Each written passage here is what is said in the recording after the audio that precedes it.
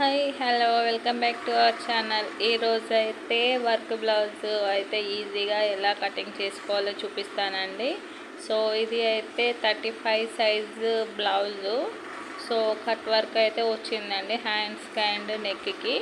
So దీన్ని అయితే కొలత బ్లౌజ్తోనే మనము వర్క్ చేయించుకున్నా కూడా స్టిచ్చింగ్ దగ్గరికి వచ్చేసరికి కొంచెం డిఫరెన్స్ అనేది ఉంటుంది కదా. సో కంపల్సరీగా మిషన్ వర్క్ అంటే కొంచెం బ్రాడ్నెస్ అనేది ఎక్కువగా ఉంటుంది. అది అయితే మన సైజుకి ఎలా మెజర్ చేసుకోవాలో చూపిస్తాను. వీడియో అయితే ఎక్కడ స్కిప్ చేయకుండా చూడండి. సో ఇది అయితే 35 సైజు. సో ఇలా మెజర్ చేసుకున్న తర్వాత టేప్ని అయితే 4 ఫోల్డింగ్స్ వేసుకోవాలి. మనకి 4 ఫోల్డింగ్స్ వేసుకుంటే అయితే 9 అయితే వస్తుందండి. సో ఫస్ట్ లైనింగ్కి అయితే ఇలా స్ట్రైట్గా అయితే ఒక లైన్ అనేది తీసుకోవాలి. ఎందుకంటే మనం లైనింగ్ వాష్ చేసుకున్న తర్వాత క్లాత్ అనేది కొంచెం ఎక్కువ తక్కువ అయితే వస్తుంది కదా. సో దానికోసం అనేసి ఇలా స్ట్రైట్గా ఒక లైన్ అయితే తీసుకోవాలి. 35.5 9 అంటే ఒక పావు ఇంచు డిఫరెన్స్ అనేది ఉంటుంది కదా. అందుకే నేనైతే ఇక్కడ 9 ఇంచులకైతే పెట్టాను 36 సైజ్ కోసం అనేసి. స్టిచ్చింగ్ దగ్గర కొంచెం ఏమైనా లూజ్ ఉంటే అయితే ఒక కుట్టు అనేది వేసుకోవచ్చు కదా. సో ఇక్కడ మనకి వర్క్ బ్లౌజ్కి నెక్ అయితే ఎంత వచ్చిందో చూసుకోవాలి. సో చూసారు కదండి, ఇక్కడైతే 17.5 ఉంది. సో మనకి పైన నెక్ డిజైన్ దగ్గర నుంచి కింది వరకు అయితే 17.5 ఉంది. ఇది చూసుకున్న తర్వాత మనము కొలత బ్లౌజ్ని కూడా మనం మెజర్ అనేది చేసుకోవాలి. సో చూసారు కదండి, బాగా పొడవు అయితే వచ్చేసింది విత్ వర్క్తో. మనము ఇక్కడ 17.5 అంటే మనకి కొలత బ్లౌజ్ అయితే 16 ఉంది. సో 15 అంటే ఒక 15 ఉందండి. 15 అంటే ఒక 1 ఇంచ్ ఎక్కువ యాడ్ చేసుకొని అయితే 16 ఇంచెస్కి పెట్టుకోవాలి. ఇలా 16 ఇంచెస్కి పెట్టుకున్న తర్వాత మనకి నెక్ వచ్చేసి 5.5 ఇంచులండి. సో ఇలా 5.5 ఇంచులకి ఒక మార్కింగ్ అయితే చేసుకోవాలి. చేసుకున్న తర్వాత నెక్ విడ్త్ వచ్చేసి 2.5 ఇంచులు పెట్టుకోవాలి. 2.5 పెట్టుకొని షోల్డర్ వచ్చేసి 3.5 ఇంచులు అనేవి మిగిలింది షోల్డర్కి పెట్టుకోవాలి 3.5కి. ఇక్కడ అయితే కప్పు కోసం వచ్చేసి 6 ఇంచులు పెట్టుకున్నాను. ఎందుకు అంటే ఇది కట్ వర్క్ వచ్చింది కదండి, కొంచెం నెక్ అనేది తక్కువగానే ఉంచుకోవాలి. మనము కట్ వర్క్ చేసేటప్పుడు వర్క్ స్టిచ్చింగ్ చేసేటప్పుడు నెక్ అనేది కొంచెం బ్రాడ్నెస్ అనేది పెరుగుతుంది కాబట్టి ఇలా నెక్ అనేది కొంచెం చిన్నగానే ఉంచుకోవాలి. సో ఈ నెక్ మాత్రం కటింగ్ అయితే చేయకూడదండి, కట్ వర్క్ ఉంది కాబట్టి మనకి డిజైన్ షేప్ అవుట్ కాకుండా ఈజీగా అయితే ఇలా క్లాత్ మిడిల్ నెక్ క్లాత్ ఉంటే ఈజీగా అయితే స్టిచ్చింగ్ చేసుకోవచ్చు. ఆర్మ్ రౌండ్ కోసం అయితే 6 ఇంచులకి ఇలా మార్కింగ్ చేసుకొని సైడ్కి అయితే ఒక స్ట్రైట్గా ఒక లైన్ అయితే తీసుకోవాలి. ఇది అయితే మనం నార్మల్ బ్లౌజ్లకి ఎలా మార్కింగ్ చేసుకుంటామో సేమ్ అలాగే మార్కింగ్ అయితే చేసుకోవాలి.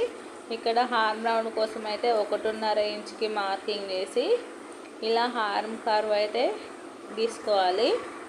చూసారు కదా, మనము ఇప్పుడు హార్మ్ రౌండ్ ఆర్మ్ లూజ్ ఎంత ఉందో అయితే కొలత బ్లౌజ్కి బట్టి అయితే చూసుకోవాలండి.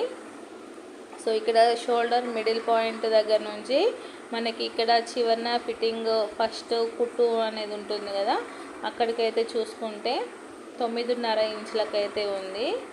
ఇలా 9.5 ఇంచులు ప్లస్ ఒక 2 ఇంచులు పెట్టేసుకొని ఇలా కిందికి అయితే లైన్ అయితే తీసుకోవాలి.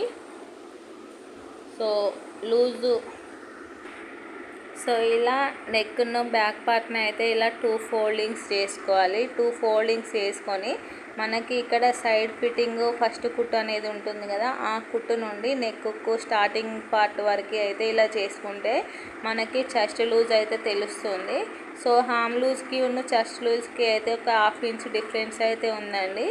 ఈ బ్లౌజ్ అయితే హార్మ్ రౌండ్ అనేది ఎక్కువగా ఉంటుంది, చెస్ట్ అనేది తక్కువగా ఉంటుంది కాబట్టి ఇలాంటి బ్లౌజ్లకి అయితే హార్మ్ రౌండ్ని పట్టుకొని మనము బ్లౌజ్ అయితే స్టిచ్చింగ్ చేయాలి. చెస్ట్ పార్ట్ ఎక్కువగా ఉంటే చెస్ట్ పార్ట్ని పట్టుకొని అయితే స్టిచ్చింగ్ చేయాలి. హార్మ్ రౌండ్ ఎక్కువగా ఉంటే హార్మ్ రౌండ్ని పట్టుకొని అయితే మనం స్టిచ్చింగ్ అయితే చేసుకోవాలి. ఇలా మనకి బ్లౌజ్ లెంత్ పెరిగినప్పుడు ఇలా సైడ్కి కూడా లెంత్ అనేది ఎక్కువగా రాకుండా ఉండాలి అంటే ఇలా మనము బ్యాక్ సైడ్ డాట్ అనేది వేస్తాం కదా, అక్కడ బ్యాక్ సైడ్ డాట్ దగ్గర నుంచి సైడ్కి ఒక 1 ఇంచ్ పైకి మార్కింగ్ చేసుకొని క్రాస్గా అయితే ఇలా కటింగ్ చేసుకుంటే మనకి సైడ్ లెంత్ అనేది తగ్గిపోతుంది. మనకి సైడ్కి కూడా కంఫర్ట్గా ఉంటుంది ఇలా సైడ్ పార్ట్ అనేది తక్కువగా రావడం వల్ల. సో ఇలా బ్లౌజ్ కటింగ్ అయితే అయిపోయింది కదండి బ్యాక్ పార్ట్. సో ఇలా కటింగ్ చేసిన తర్వాత ఇలా కట్ వర్క్స్ డిజైన్స్ వచ్చినప్పుడు మిడిల్లో నెక్ అయితే కటింగ్ అయితే చేయకూడదు. సో అలా మిడిల్ నెక్ ఉంచుకొని బ్లౌజ్ అనేది స్టిచ్చింగ్ చేయడానికి చాలా ఈజీగా అయితే ఉంటుంది. అలాగే నా ఛానల్ని కొత్తగా చూసేవారు అయితే సబ్స్క్రైబ్ చేసుకోండి. సబ్స్క్రైబ్ చేసుకున్న వాళ్ళైతే మర్చిపోకుండా అయితే లైక్ చేయండి.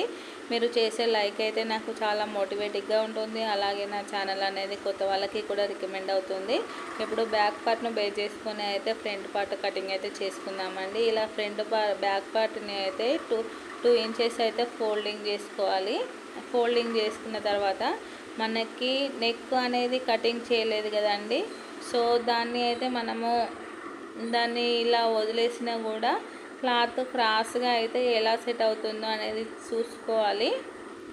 సో చూసారు కదండి, ఇక్కడైతే నాకైతే సెట్ అయ్యింది. సో కరెక్ట్గా చూసుకోవాలి. మనకి ఇలా రివర్స్ నెక్ అనేది ఉంది కాబట్టి దీన్ని ఒకసారి రివర్స్ చేసుకొని ప్రెస్ చేసుకుంటే ఆ చాక్ మార్కింగ్ అనేది రివర్స్ కూడా పడిపోతుంది కదా. సో అందుకనేసి నేను మళ్ళీ రివర్స్ సెట్ చేశాను. సో ఇలా ఎగ్జాక్ట్గా బ్యాక్ పార్ట్ ఎలా ఉందో అలా అయితే మార్కింగ్ చేసుకోవాలి.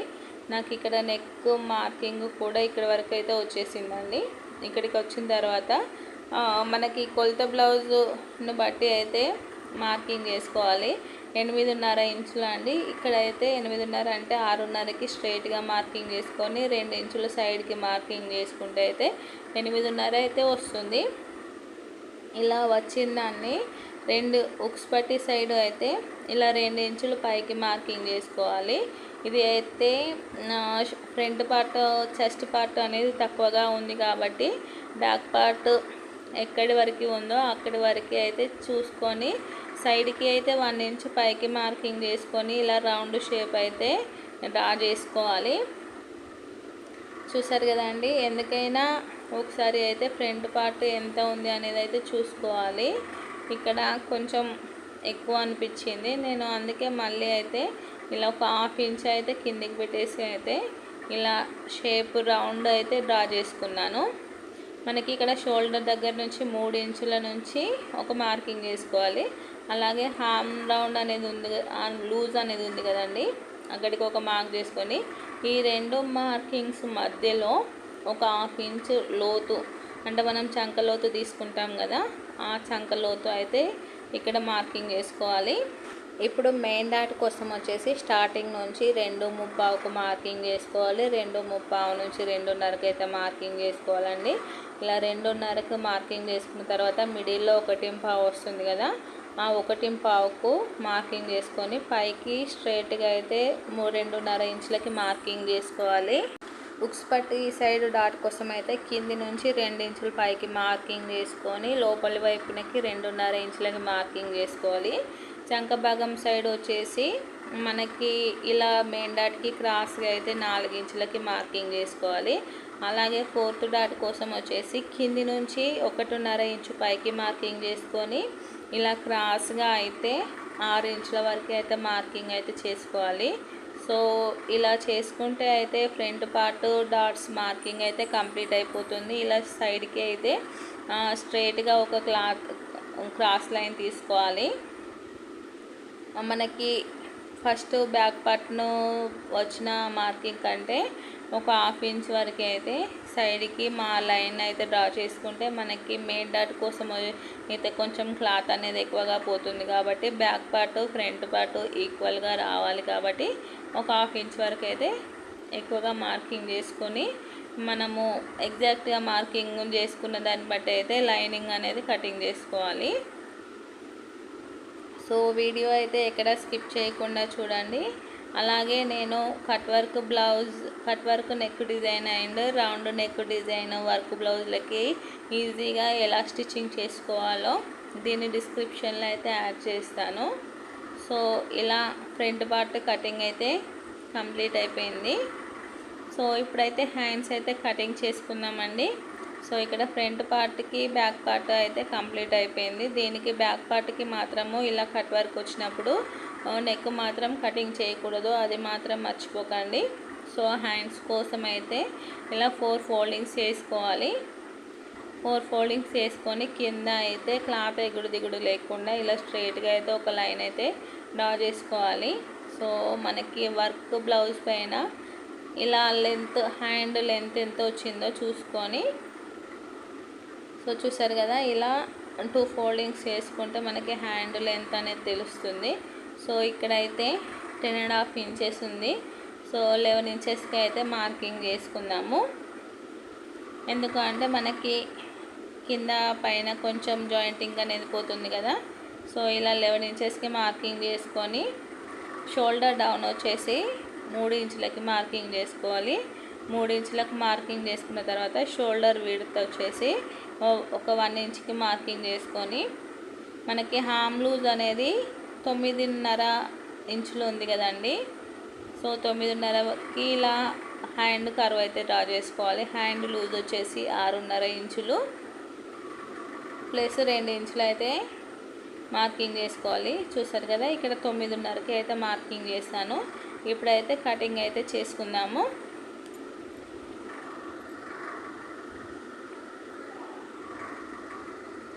సో ఇలా మార్కింగ్ అయితే చేసుకొని కటింగ్ అయితే చేసుకుందామండి. ఇలా మనము ఒక సైడ్ క్లాత్ ఎక్కువగా ఒక సైడ్ క్లాత్ తక్కువగా ఉంచుకొని 4 ఫోల్డింగ్స్ చేసుకొని హ్యాండ్స్ కటింగ్ అయితే చేసుకుంటే మనకి సైడ్ జాయింటింగ్ అనేది ఓన్లీ 1 సైడ్ వేసుకోవడానికి ఈజీగా ఉంటుంది. సో మనము స్టిచ్చింగ్ చేసేటప్పుడు కూడా పని అనేది తగ్గించుకోవాలి.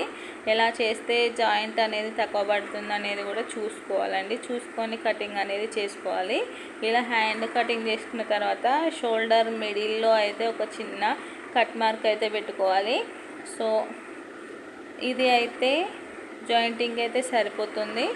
సో ఇక్కడైతే కట్ వర్క్ వచ్చింది కదండి. సో మనము కింద ఇలా మెయిన్ పీస్ని అయితే ఇలా మనకి పైన ఉన్న డిజైన్ అండ్ కింద ఉన్న డిజైన్ లైన్ అనేది ఉంటుంది కదా, దీన్ని అయితే కరెక్ట్గా సెట్టింగ్ అయితే చేసుకోవాలి. మనకి ఫింగర్ పెట్టి ఇలా ప్రెస్ చేసుకుంటే అయితే తెలుస్తుంది కదా డిజైన్ ఎక్కడ ఉందో అని అయితే చూసుకోవాలి. చూసుకొని కరెక్ట్గా సెట్ చేసుకొని అయితే మనము దీనిపైన లైనింగ్ అనేది వేసుకోవాలి. సో చూసారు కదా, ఇలా లైనింగ్ పీస్ని అయితే వేసి మనము ఒక కింద ఒక 1/2 ఇంచు పైన ఒక 1/2 ఇంచు అయితే క్లాత్ అయితే ఎక్కువగా ఉంచి అయితే కటింగ్ అయితే చేసుకోవాలి. బ్యాక్ పార్ట్ కటింగ్ అయిపోయిన తర్వాత హ్యాండ్స్ కటింగ్ అయితే చేసుకుందామండి. సో ఎందుకు అంటే ఫ్రంట్ పార్ట్ ఇది కొంచెం 36 సైజు బ్లౌజ్ కాబట్టి ఫ్రంట్ పార్ట్కి అయితే జాయింటింగ్ అనేది పడుతుంది, హ్యాండ్కి అయితే తగ్గిపోతుంది. కాబట్టి మనము ఫస్ట్ అయితే హ్యాండ్ కటింగ్ అనేది చేసుకుందాము. ఇలా హ్యాండ్ని అయితే పైన ఉన్న డిజైన్ కింద ఉన్న డిజైన్ అయితే కరెక్ట్గా సెట్ చేసుకొని మనకి లైనింగ్ అనేది దీనికి సెట్ అవ్వదు కాబట్టి ఇలా కరెక్ట్గా అయితే ఫోల్డింగ్ చేసుకోవాలండి. లేదు అంటే సింగిల్ హ్యాండ్ కటింగ్ చేసుకున్నా సరిపోతుంది.